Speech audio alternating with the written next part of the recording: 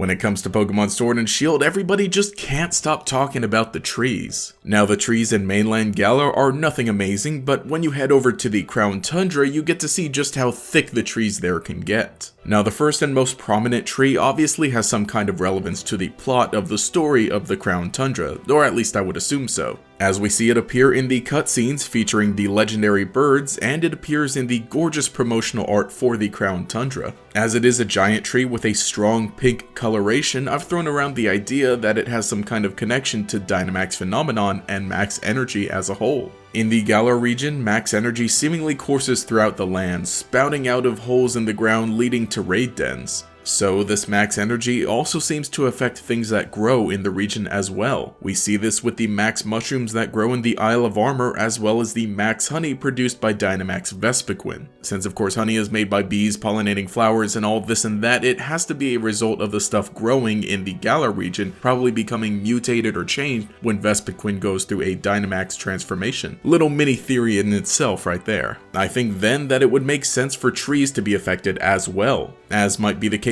with the max tree, or at least that's what I'm going to call it. We also see that this tree produces fruit, which to me look like a pink giant lumberry. If these berries have any kind of effect like max mushrooms or max honey, as far as the game lore and mechanics go, then it would only strengthen the connection. Well, that is if we could pick these berries in any way. And when it comes to these connections, there is a big one between the max tree and the Galarian legendary birds. As I mentioned, they're seen together in a cutscene as well as some of the images on the Pokemon website. The Galarian birds are described as being migratory, returning to the Crown Tundra every several decades. The connection could be that they migrate to the Crown Tundra to eat the fruit from this tree that grows every several decades. And it also could have been this fruit that caused them to become these Galarian forms in the first place. Of course, I've discussed some of the potential origins, or at least some of my ideas for the legendary Galarian birds in the past, so there's a good chance that these berries could fit into some of those ideas I threw around. Although if we're going on the assumption that this tree is related to max energy,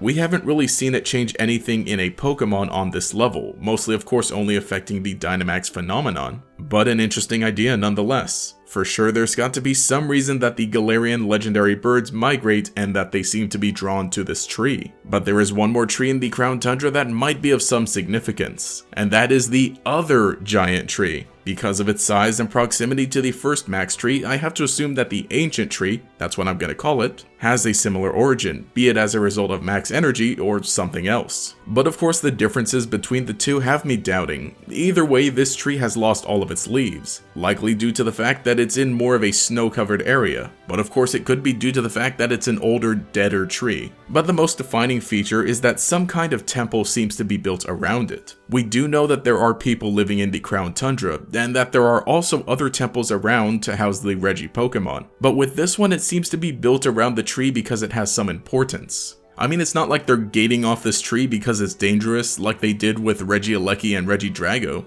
If we assume that the two trees are the same type, it could be that this is the first one of its kind to grow in the Crown Tundra, and to bring whatever good that it did. Maybe it was instrumental in originally bringing life to the Crown Tundra, or as I mentioned before, it could be connected to GatorEX, possibly even being its birthplace or final resting place. Mostly the idea behind the connection between these trees and GatorEX is that GatorEX is a grass type, and we have some giant trees that seem to have some sort of significance to the Crown Tundra's story. At the very least, I think for sure that this tree with the temple built around it is going to be the place where we encounter GatorEX. There is one more idea I have, but it concerns some spoilers that I brought up in my GatorEX video, so I'll leave it at that. But whatever the purpose of these trees are, we'll definitely get some answers when we can finally travel to the Crown Tundra. But anyway, hey, this is GatorEX, and let me know what you think. What is going on with these trees in the Crown Tundra? What's the connection to all the legendary Pokemon, if at all? I definitely think there is one.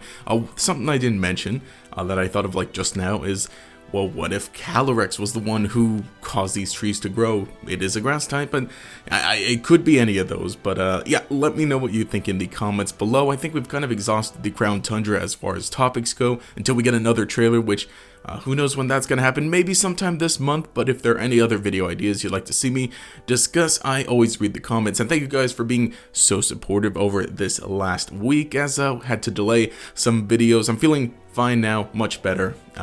But going forward, schedule's going to return to normal. Might even be some extra videos in the coming weeks. But yeah, just stick around, and if you enjoyed the content, remember to leave a like and subscribe to show your support. You can enable notifications by clicking that bell icon next to the subscribe button. This will make sure you see each new video as it comes out, and will make you a member of the Chingling Squad. Anyway, this has been GatorEX. Have a nice day.